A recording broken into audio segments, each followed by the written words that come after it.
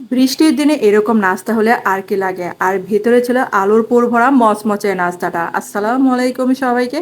আর এই নাস্তাটা বানানো কিন্তু অনেক সহজ, যে কেউ কিন্তু বানাতে পারবেন এই ফুলের এই সিঙ্গারাটা। আর সন্ধ্যায় চায়ের সাথে কিন্তু এরকম মচমচা নাস্তা কিন্তু বাসায় সহজে বানাতে পারেন, খেতেও দারুণ লাগে। আর এটা বানাতে আমি 2 কাপ ময়দা দিলাম, চাইলে কিন্তু এটা আটা দিয়েও করা যায়। তো এখানে দেখেন এই যে কালো জিরা দিলাম, কালো জিরা কামড়ে কামড়ে পড়লে খেতে মানে অনেক ভালো লাগবে। তারপর হচ্ছে স্বাদ মতো লবণ দিলাম, আর শুকনো উপকরণগুলো এখন এই যে ভালো করে মিশিয়ে নিচ্ছি। আর এটা যেন খাস্তা হয় তার জন্য কিছুটা এই যে সয়াবিন তেল দিলাম। তারপর হচ্ছে সয়াবিন তেল দেওয়া আবার ওই যে ভালো করে মিশিয়ে নিচ্ছি। আর এখন হচ্ছে অল্প অল্প করে নর্মাল পানি দিব। নর্মাল পানি দিয়ে এখন এই যে ডোটা তৈরি করে নিচ্ছি।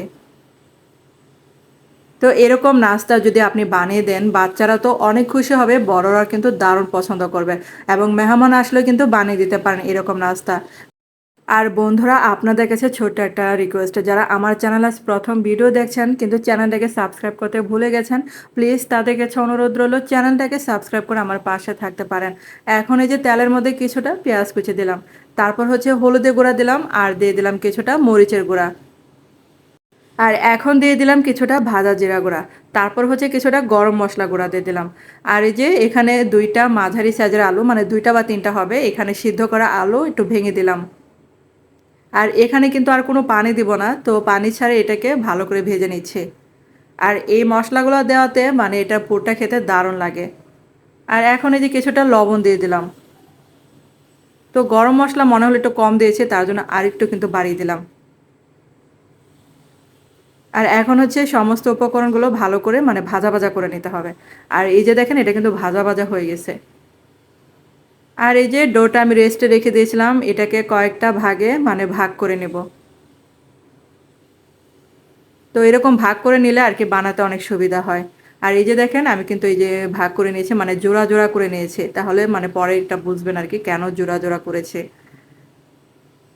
আর এখানে দেখেন একটা মানে ডো নিয়ে আমি এই যে রুটির মতো মানে লুচির মতো আর কি বানিয়ে নিচ্ছি।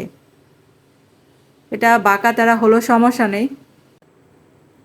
আর যে ছোট একটা মানে লুচির মতো আর কি রুটি বানিয়ে নেবেন, তারপর হচ্ছে পুরটাকে এরকম গোল টোস করে নেবেন, মানে গোল করে নেবেন, তাহলে আর কি মানে সুবিধা হয়।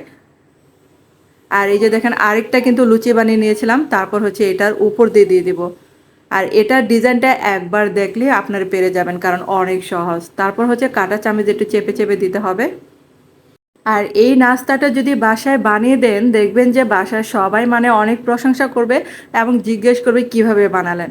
তারপর হচ্ছে দেখেন চাকু দিয়ে মানে কেটে নেবেন, আর এই যে মাঝখানে একটু চেপে চেপে দিবেন, এই যে দেখেন আমি যেভাবে করছি আর কি। আর চাকু দিয়ে এরকম করে ছোট ছোট মানে চিকন চিকন করে কেটে নেবেন, তাহলে কিন্তু খুব সহজে মানে এই ফুলটা তৈরি করা যাবে।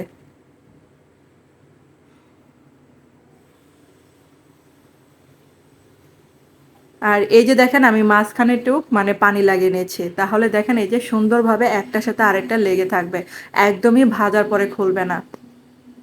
আর আমি যখন বাসায় এটা বানিয়ে দিলাম, বাসায় সবাই জিজ্ঞেস করলো এটা আমি কিভাবে বানালাম। আর এই যে দেখেন আমার ভিডিওটা যারা দেখবেন তারা সবাই মানে এটা শিখে নেবেন, এত সহজ এই ফুলটা বানানো।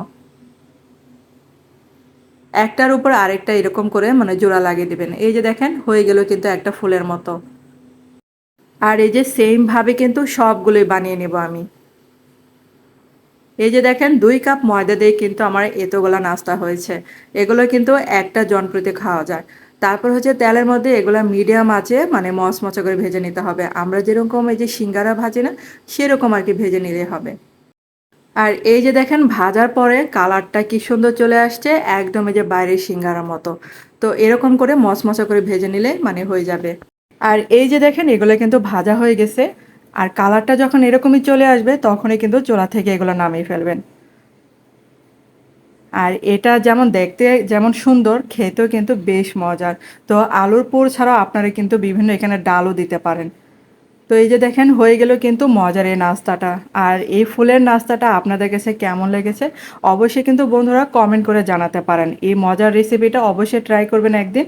আর এত মজার, আর দেখেন একদম ক্রিস্পি হয়েছিল। আর এখন দেখেন আপনাদেরকে এটা ভেঙে দেখাবো, এত মজার একটা নাস্তা। তো বানানোর সাথে সাথে কিন্তু এই নাস্তাটা শেষ হয়ে যাবে, সবাই কিন্তু খেয়ে অনেক প্রশংসা করবে। আর মেহমান আসলে কিন্তু এই নাস্তাটা আপনারা সহজে বানাতে পারেন। আর এটার ভিতরে আলুর পুরটা খেতে এত মজার, তো অবশ্যই ট্রাই করে আমাকে জানাতে পারেন। আর ভিডিওটা ভালো লাগলে এটা লাইক দিতে ভুলবেন না।